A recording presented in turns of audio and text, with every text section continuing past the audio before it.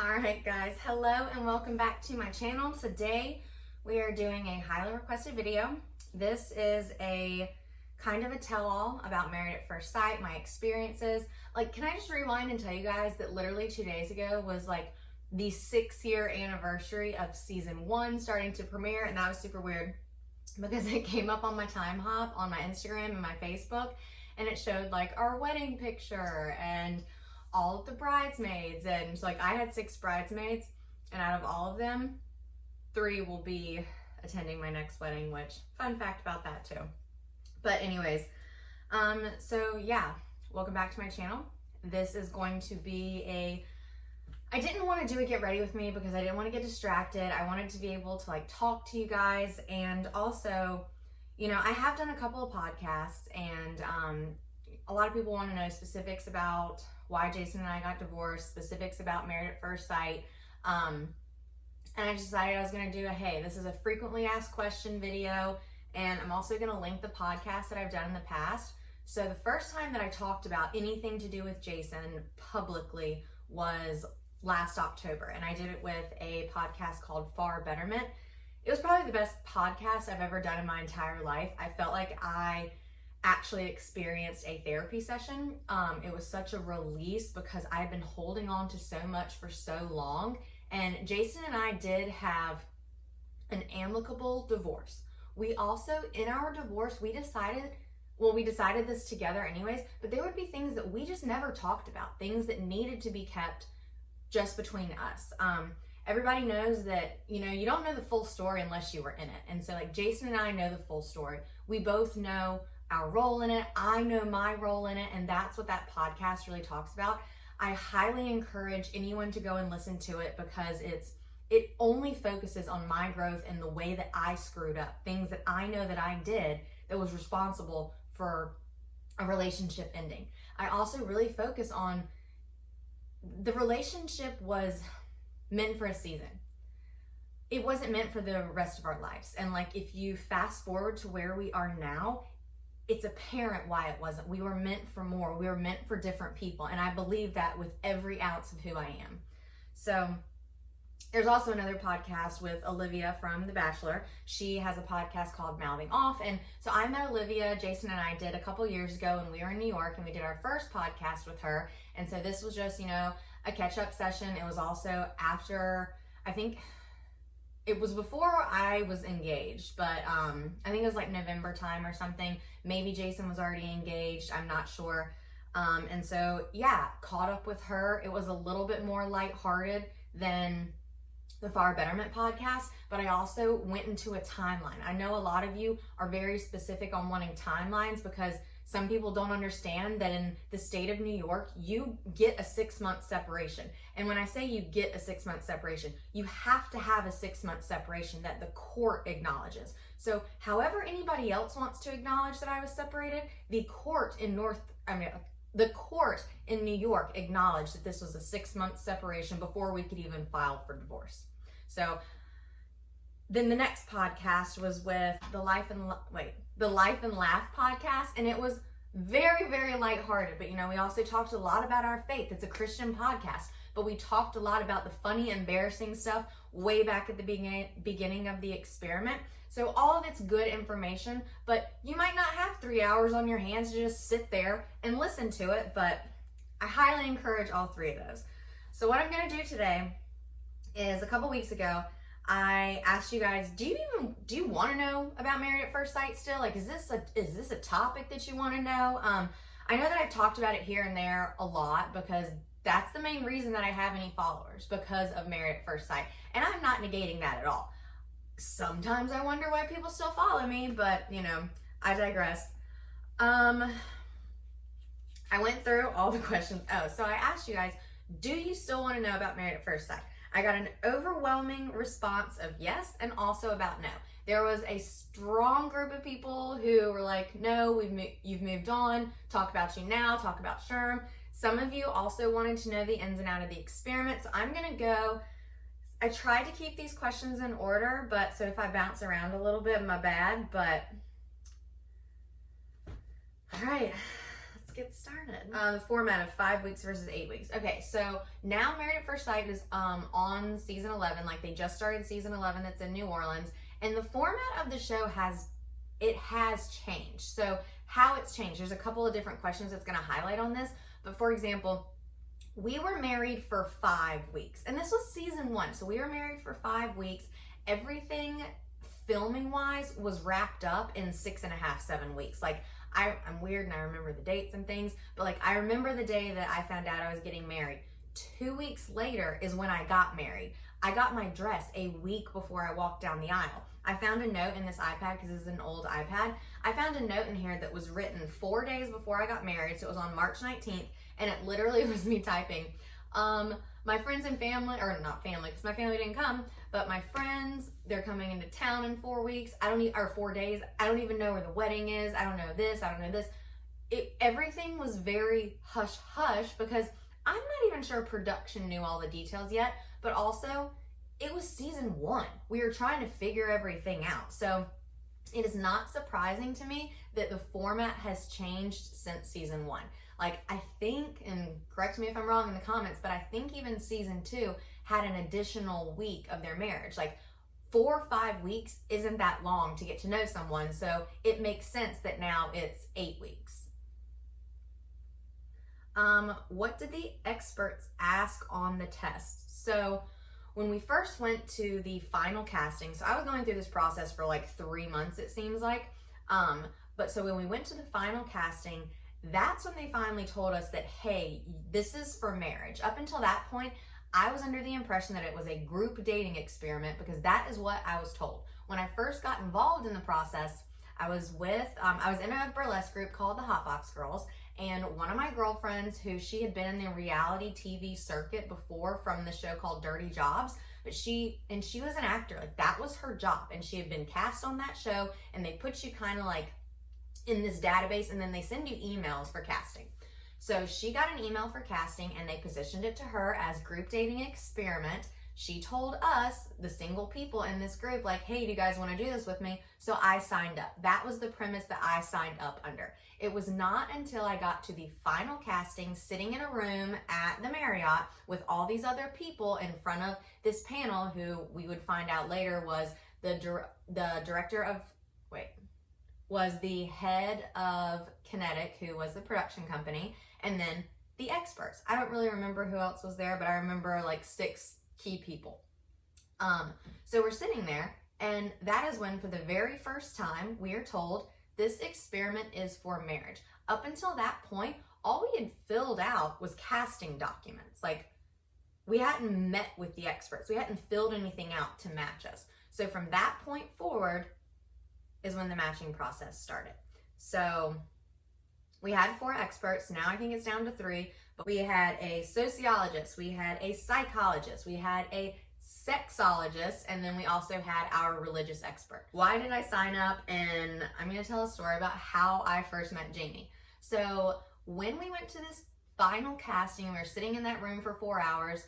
Before you left, I think you got 48 hours to sign this paperwork. And on this paper, it basically said, I understand that this is for marriage. I am signing this with the understanding that now I'm going to go meet with the experts. I'm going to answer all these tests. I'm going to go through this process, and I might get matched. So you sign that knowing that you might get matched or you might not get matched. So I signed it immediately. And because I was like, okay, if I don't, number one, I thought there's no way they're going to find anybody as crazy as me, because I was going to be very truthful. I was going to lay it all out there. And I didn't want to have any regrets, because I thought, if I leave here and I don't do this, then I'm always going to think, what if? And I didn't want that to happen. And was I scared? Not really, because I didn't think they were going to find anybody to match me. So I was in the bathroom, and I remember seeing Jamie. Like, I didn't know what her name was, obviously, but I remember seeing her and thinking, okay, she looks normal. I'm going to talk to this girl. So like, we like chit-chatted, and she asked me if I was going to do it. And I told her, I was like, well, I already signed it and I turned it in. And she's like, what? I don't know if I'm going to do it, blah, blah, blah. And it was just super weird. So we exchanged numbers then, and we became friends, and we were like talking throughout the experiment. But before we even knew that we got cast for the experiment, Jamie texted me, and it was the day before I found out, and she told me, she's like, I am matched, like I am getting married. And I was like, oh my God, I haven't found out yet. I wonder if I am too. And then I remember us like texting back and forth, talking about like, what if we got matched at the same time? Then we got pregnant at the same time. We had kids at the same time. It was very cute. So during the experiment, this is something else that has changed.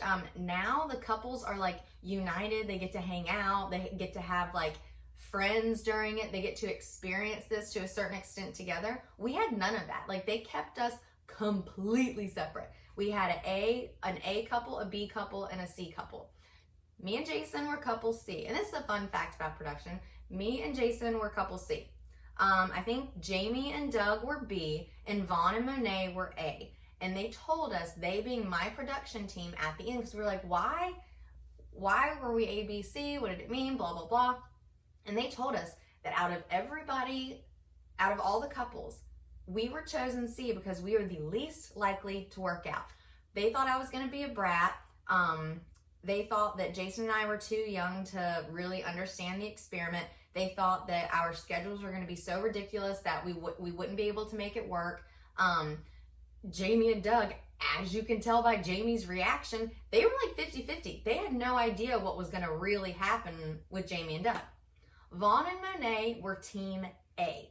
They were the highest rated couple match because on paper, they were like perfect for each other based on what they said. And like, you have to remember too, that a lot of people give these experts crap, and like they shouldn't, because number one, you don't see everything that the individual put on these tests. Like, if you lied on your test, what do you expect the outcome to be? If you are not truthful in terms of saying what you expected or what you wanted in a partner, even if it was something that other people would consider frivolous, you need to put that. You need to be honest. And I think that a lot of people are not honest. I think they're full of shit, actually. And I mean, even I got people ask me all the time, well, what if you hadn't been attracted to Jason?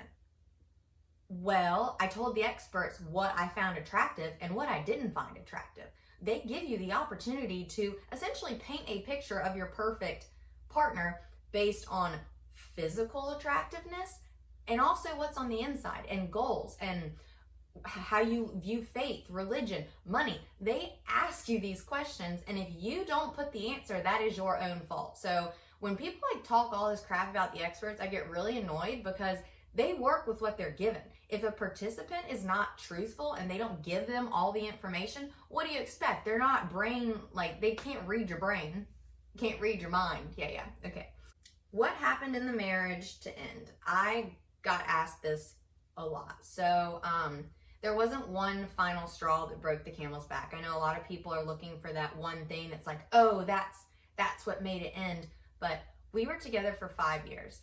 In the 5 years, not only did we have a lot of change happen in terms of life events, we both grew up. I personally learned a lot about myself, about what not to do. The way that I reacted to conflict was not always good. The way that I addressed my anger was not good. And I am not a victim in this. So I am not trying to paint myself as being a victim, because I'm not. I had an active role in what worked in my marriage, and I had an active role in what did not work. And that is what I want everybody to understand. Now, there are different situations that I can't even start to bring up that happen in this world that people are victims, but that's not the situation in this.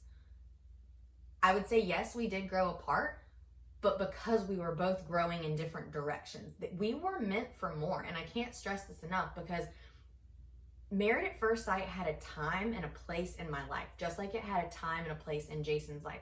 Every single thing we experienced together, every single laugh, every single cry, every single tear, every single triumph, every single like death, like we experienced a lot of death too. We experienced trauma together, and we needed each other to get through that. I am so grateful for this experience altogether, because I wouldn't be who I am right now. I feel, and like my family and my friends have told me this since I came home, that I'm the best version of myself that I've been since before college, before I went to New York. I did not move to New York for the show. I moved to New York to pursue a dream. And it wasn't until almost 2 years after I moved there that I even had the opportunity to get involved with the show. With that being said, I was very, very far away from God. God used this to bring me back to him. There are things I was involved in New York I had no business doing.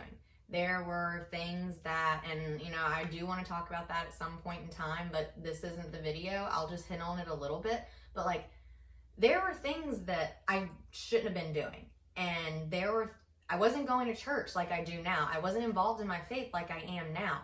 God used this to bring me back to him. And that's it for a different video. Am I still in contact from people in Married at First Sight? Yes, I am. So I still talk to Paria, who is from the network, or I'm sorry, she's from the production company. I still talk to Jamie here and there. I've become really good friends with Heather from season 4. She got it, like, thank goodness she is not with Derek anymore. I'm team Heather all the way, always have been, always will be. I still talk to Monet here and there. I stay connected with some people on Instagram, and like, even though I've never met them in real life, I feel like I know them. And okay, fine, I'll like name drop. Like, I talked to Ashley and Anthony a little bit. I talked to like Danielle and Bobby a little bit. I've never met either one of them in real life. Talked to Danielle a little bit.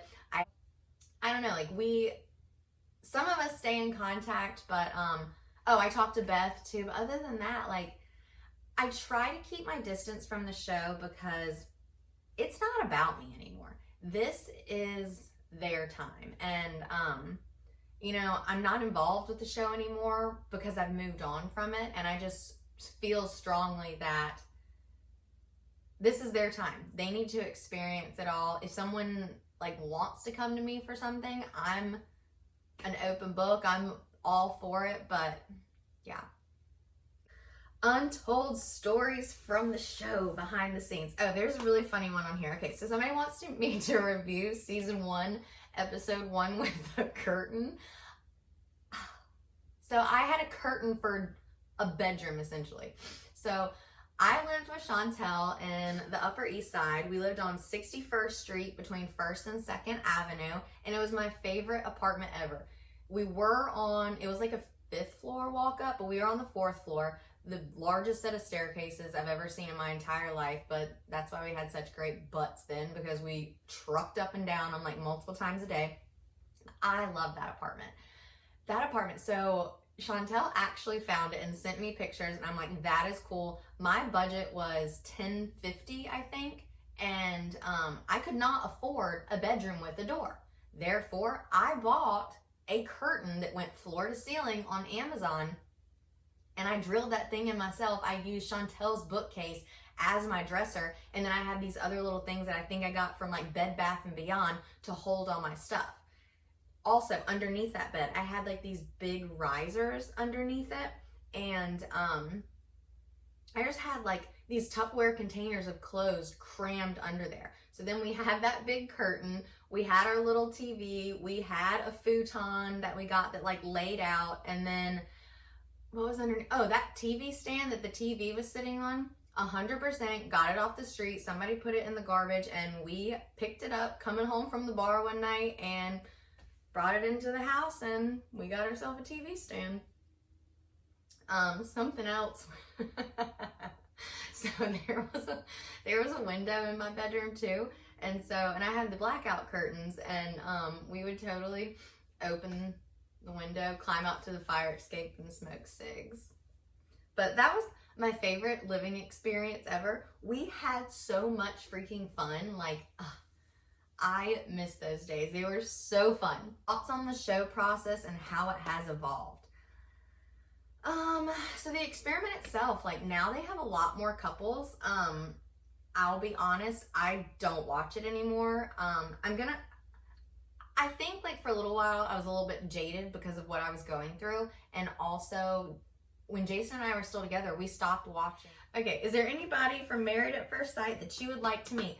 Yes, I think me and Beth would be like BFFs. There's a couple of people that like I chit chat here and there with on Instagram. And so I would like to meet the Dodes. I want to meet Ashley and Anthony. I want to meet Danielle. Don't really think I chit chat with many more.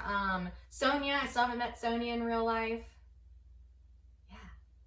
What did production edit out that you wish they hadn't? So people ask me all the time, you know, what was real, what was fake, what was scripted.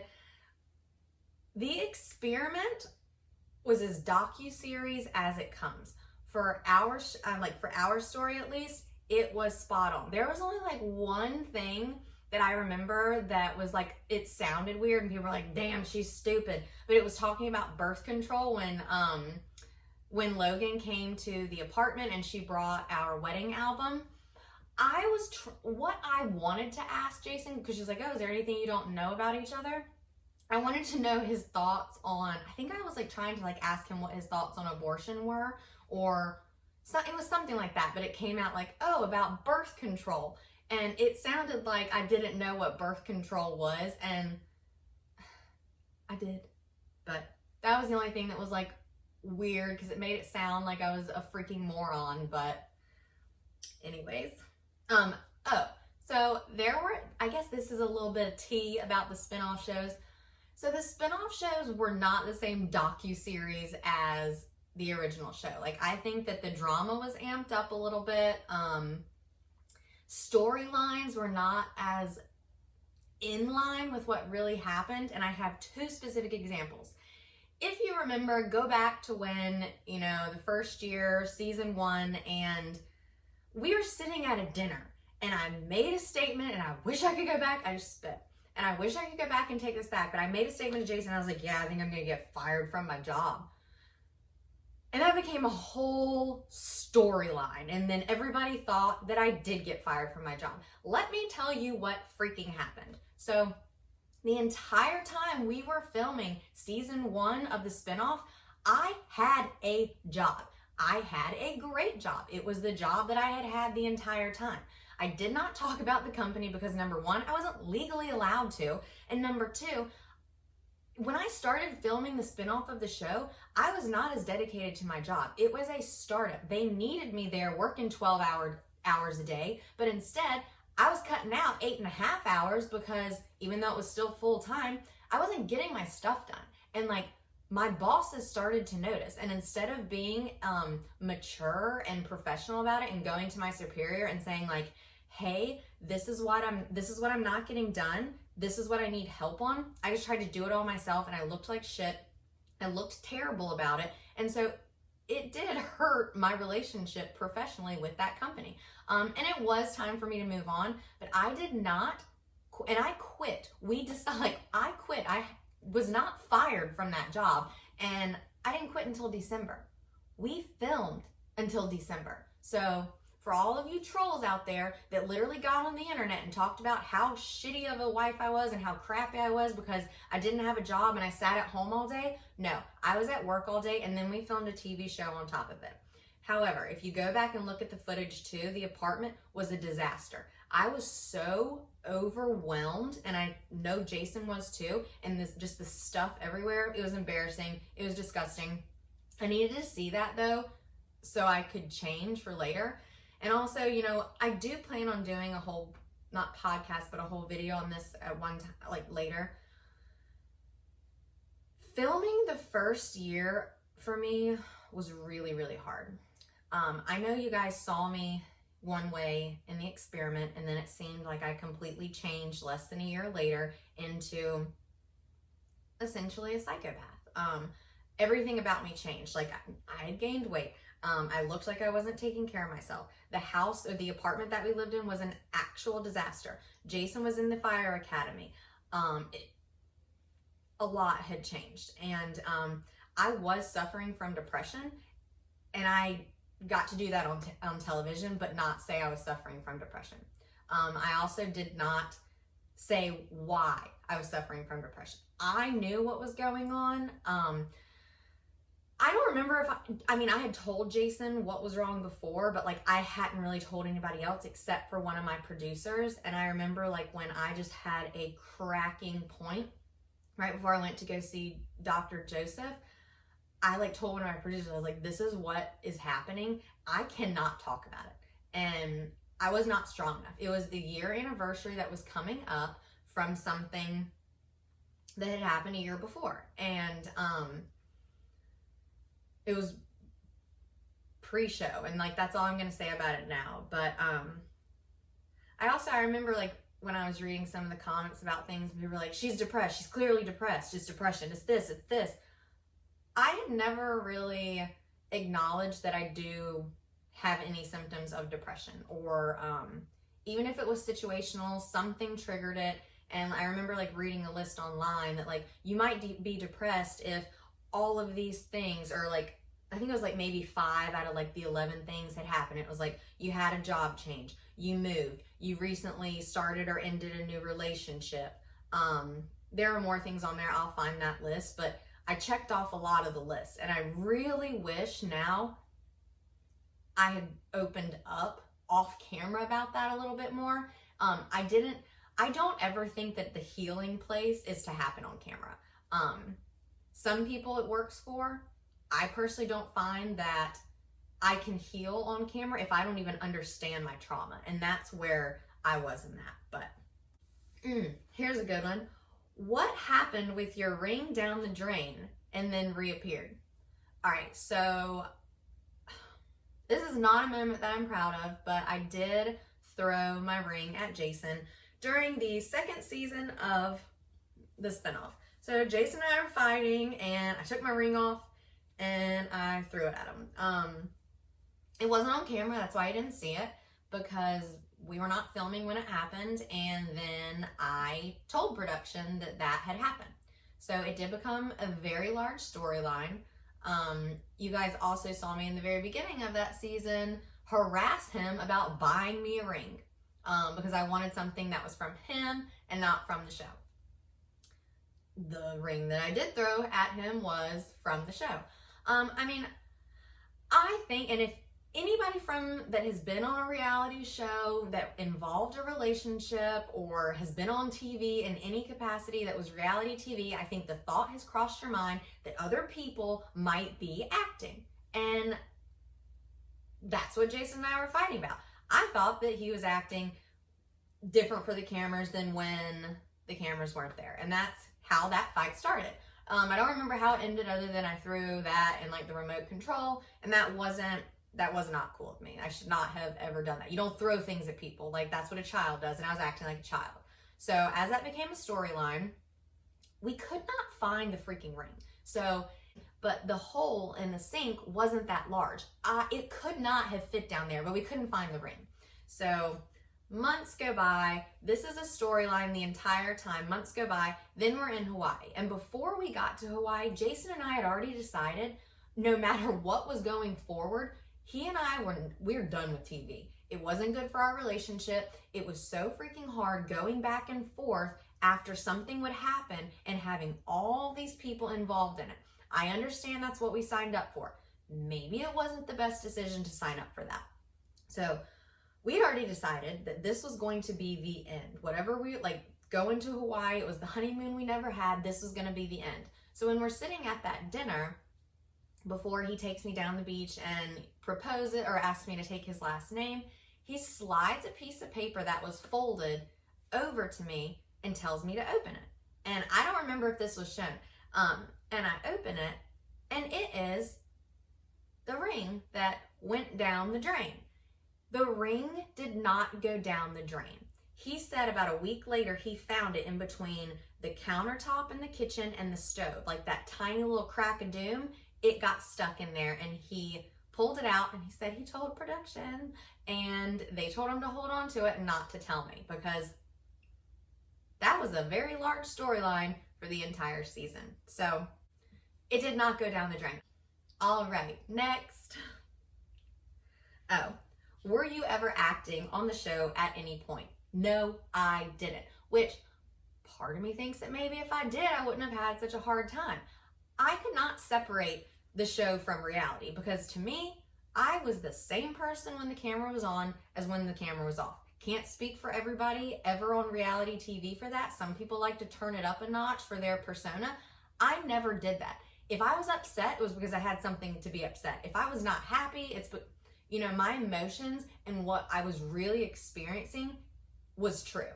When it comes to editing, now, the magic of television is when you have different cameras on you and different angles, and then you also have a mic, all of that is separate. Different camera angles, different shots, different sound, they can be edited to go in places that they didn't necessarily happen in.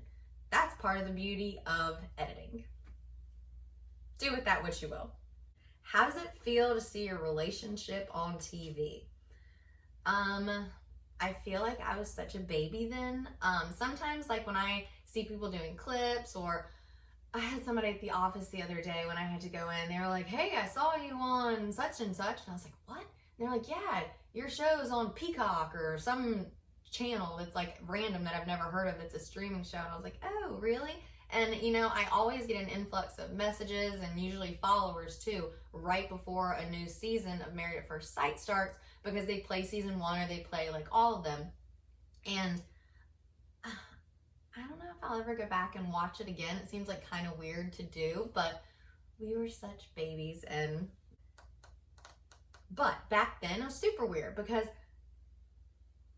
it was never just two people weighing in on something that happened or that was said in your relationship. You know, you had producers, you had network, and then you had the people that watched it.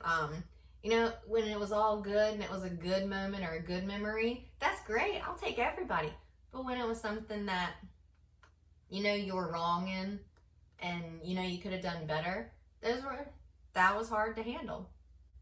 Did the experience feel like dating or like a marriage?